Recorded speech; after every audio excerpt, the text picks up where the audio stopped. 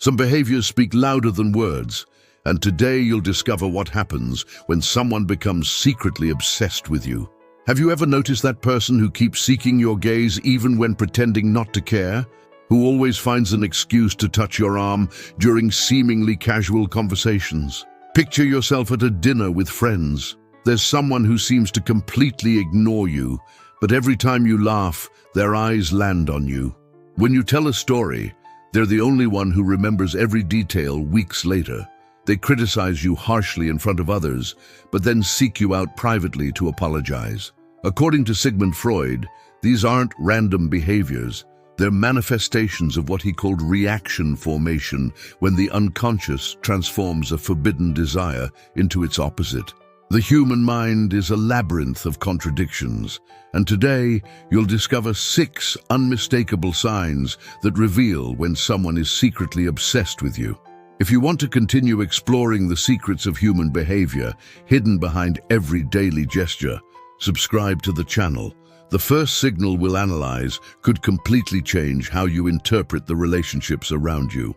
Imagine this scene: you're in the office, and there's a colleague who seems to have made criticizing you their personal mission. They contest every proposal you make, highlight every small mistake, seem to almost enjoy putting you in difficult situations in front of the boss. Yet they're always the first to arrive at meetings when you're there. They're the only one who stays late when you work overtime. And when you're not there, they always ask where you are. Freud called this mechanism reaction formation. The unconscious, unable to accept a desire it considers unacceptable, transforms it into its opposite. The person who constantly criticizes you might be the one who desires you most, but can't allow themselves to admit it, not even to themselves. This happens because the ego, that part of personality that mediates between the desires of the id and the rules of the superego, finds in criticism a socially acceptable way to maintain attention on you. By criticizing you, that person can think about you, talk about you, study your every movement without feeling guilty. But there's more. Freud noticed that often the intensity of criticism is proportional to the intensity of the repressed desire. The harsher the aggression, the deeper the hidden attraction might be. It's as if the unconscious was screaming, "I can't have you, so I must destroy you," but it's actually saying, "I can't stop thinking about you." Observe carefully. Does this person criticize you even for insignificant things? Do they remember every small mistake of yours but forget those of others? Does their voice change tone when speaking to you compared to when speaking with others? These are all signs that aggressiveness might hide an obsession. Next time someone criticizes you excessively, don't react immediately with anger. Observe the pattern. Secret obsession always reveals itself through disproportionate emotional intensity. Have you ever seen this pattern in yourself or someone you know? But excessive criticism is just the first layer. The second signal we'll discover is even more subtle and revealing. Think about that person who can never remember where they put their keys, forgets appointments, confuses colleagues' names, but perfectly remembers that 3 weeks ago you said you prefer coffee to tea, or that last month you mentioned your sister lives in Milan, or that joke you made during a lunch break that no one else noticed. Freud explained this phenomenon through the concept of libidinal investment. The psychic energy of the unconscious automatically concentrates on what has emotional value for us. When someone is secretly obsessed with you, their psyche unconsciously filters every piece of information, retaining everything that concerns you and discarding the rest. This isn't a voluntary process. The person might not even realize they're doing it. It's the unconscious working like an ultra-sensitive radar, capturing every frequency that carries your signal. It's the same mechanism that makes us immediately notice our name when it's pronounced in a noisy room. But there's an even more revealing detail. Often this selective memory emerges at unexpected moments. During an apparently neutral conversation, that person quotes something you said months before, something even you had forgotten. It's as if your unconscious had a dedicated archive in their mind.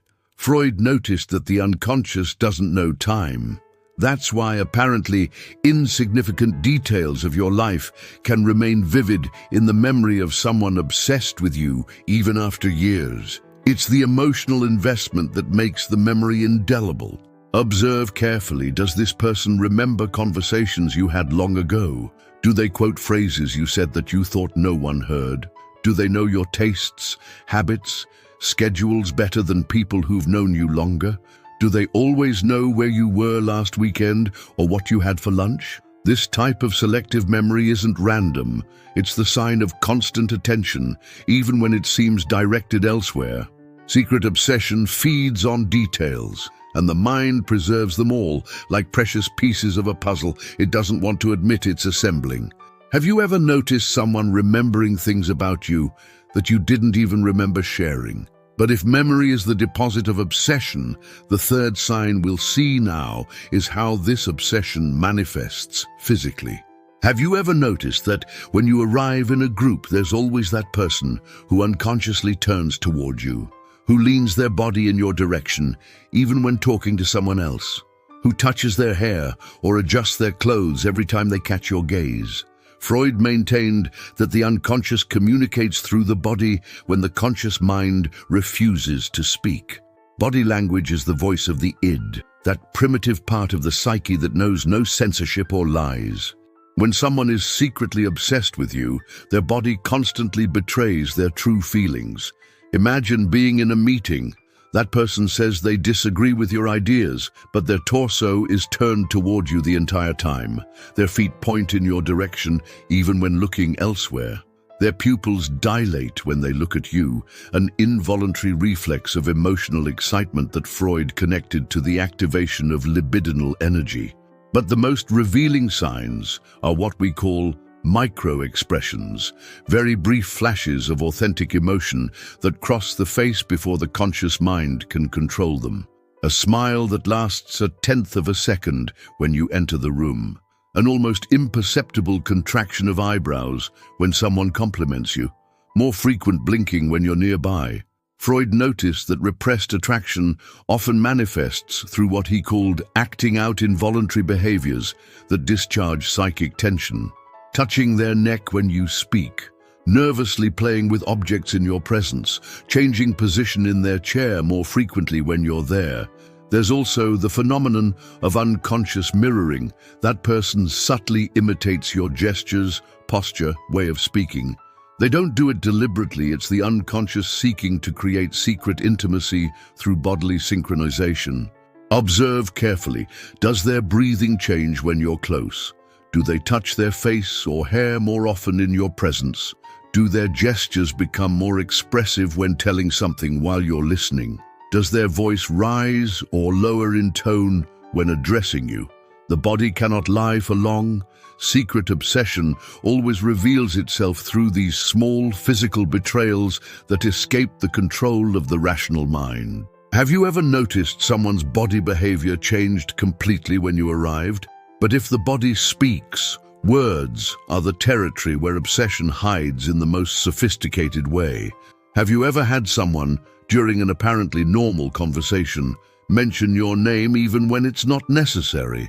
Who refers to you even when talking about topics that don't concern you? Who uses expressions like, as name, would say even in contexts where your opinion wasn't requested? Freud revolutionized psychology when he demonstrated that the unconscious constantly manifests through what we say. The famous Freudian slips aren't random errors, but wide-open windows into our most hidden desires. When someone is obsessed with you, their words become a minefield of involuntary revelations. Imagine this situation: you're discussing a work project, and that person says, "We should ask Marco what he thinks." But your name is Luke, and Marco is another colleague. Then they immediately correct themselves, visibly embarrassed. Freud would say the unconscious tried to insert your name into the conversation because that's what the mind really thinks. But there are even more subtle signs. Does that person often use ambiguous pronouns when talking about you? Do they say he or she, even when the context isn't clear, as if they take for granted that everyone knows who they're talking about? It's a sign that you occupy such a central space in their thoughts that it seems obvious to others too. Freud also noticed the phenomenon of verbal projection. When someone attributes to others feelings or thoughts, they actually experience themselves. Does that person often say phrases like, "I think that I," or "you probably believe that"? They're projecting their obsessive thoughts onto you. Then there's the pattern of indirect questions. Instead of asking you directly how you are, that person asks others, "How is name doing?" even when they could ask you directly. It's a way of talking about you without admitting direct interest. Also, observe the frequency with which your name appears in their speeches. Secret obsession often manifests through verbal saturation. That person can't speak for long without mentioning you, even when the conversation topic wouldn't require it.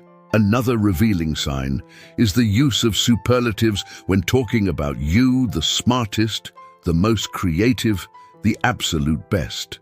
Obsessive idealization transforms everything you do into something extraordinary, and this inevitably emerges in language. Freud maintained that the unconscious is more honest than the conscious mind.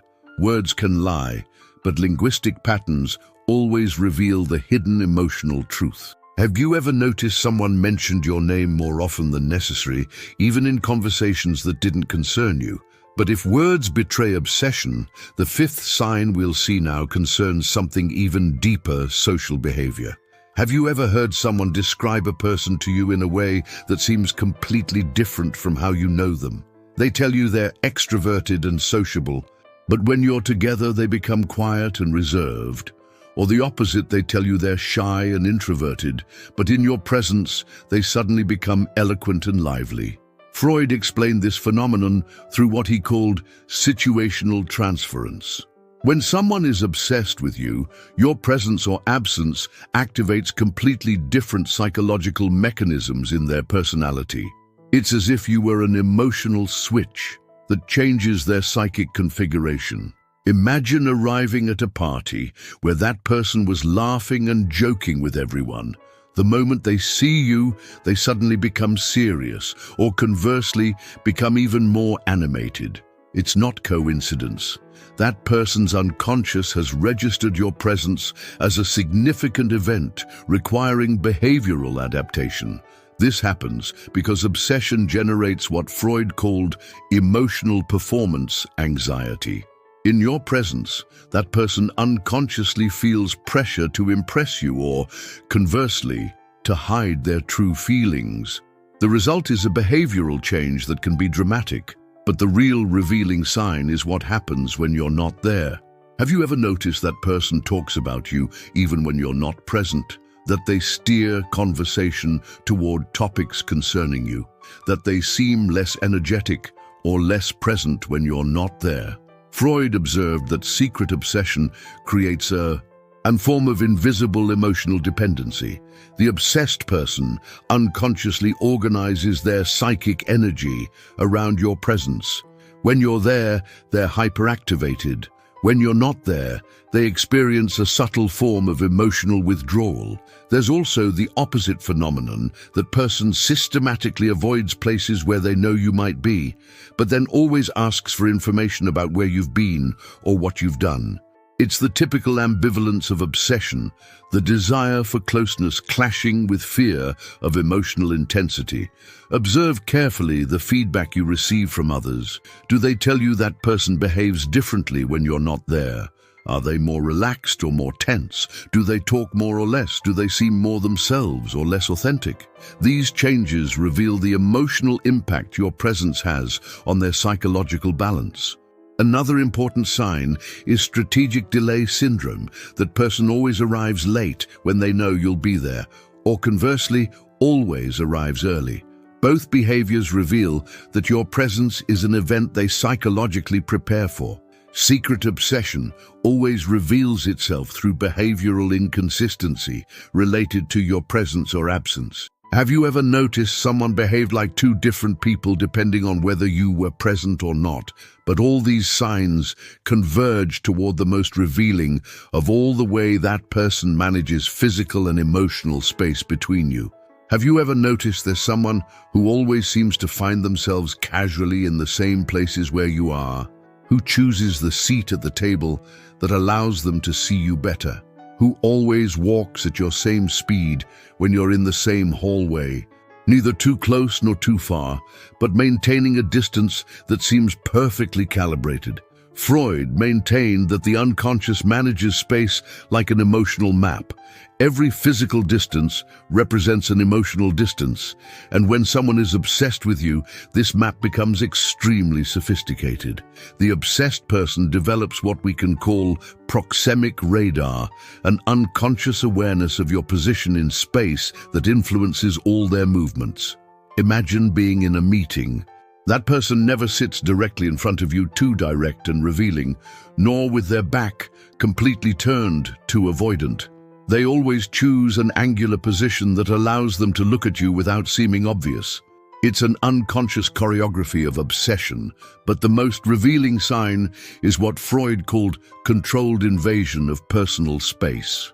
That person always finds excuses to get physically closer to you. They hand you something, passing closer than necessary, briefly touch your arm when speaking, lean toward you to hear better, even when there's no background noise. These aren't casual contacts. The obsessed unconscious constantly seeks micro-opportunities for physical intimacy that can seem accidental, but are actually carefully calibrated. It's as if they're constantly testing the boundaries of permission without ever completely crossing them. There's also the opposite phenomenon, obsessive spatial avoidance. That person always maintains exactly the same distance from you, as if they had an internal meter constantly measuring the space between you. They never get too close for fear of revealing the obsession, but never get too far for fear of losing the opportunity for closeness. Freud noticed that obsession creates a form of gravitational dependency. The obsessed person unconsciously orbits around you, maintaining a distance that allows them to nourish the obsession without exposing themselves to the risk of rejection. Observe carefully. Does that person always position themselves so they can see you even when not directly interacting with you? Do they choose paths that lead them to cross you casually? Do they move in sync with your movements? Approaching when you approach others, moving away when you move away. A particularly revealing sign is exit management. That person always leaves after you from a room, as if they want to be sure they've extracted every possible second from your presence. Or conversely, always leaves before, as if your presence were too intense to sustain for long. Secret obsession transforms space into a field of invisible forces, and those who know how to observe can always decipher the hidden emotional map. Have you ever noticed someone seem to have an internal radar for your position in space? Here we are at the end of this journey into the human unconscious. We've discovered together 6 unmistakable signs that reveal when someone is secretly obsessed with you. 1, excessive criticism hiding repressed attraction. 2, selective memory preserving every detail concerning you. 3, body language betraying true feelings. 4, words revealing obsession through slips and linguistic patterns. 5, presence-absence effect, completely changing personality. 6, distance dance transforming space into an emotional map. Freud taught us that the unconscious cannot lie for long. Sooner or later, secret obsession emerges through these subtle but unmistakable signs. The question now is, are you ready to open your eyes and recognize these patterns in people around you? What city are you watching from? Drop a comment and let me know where our incredible community of human unconscious explorers is tuning in from.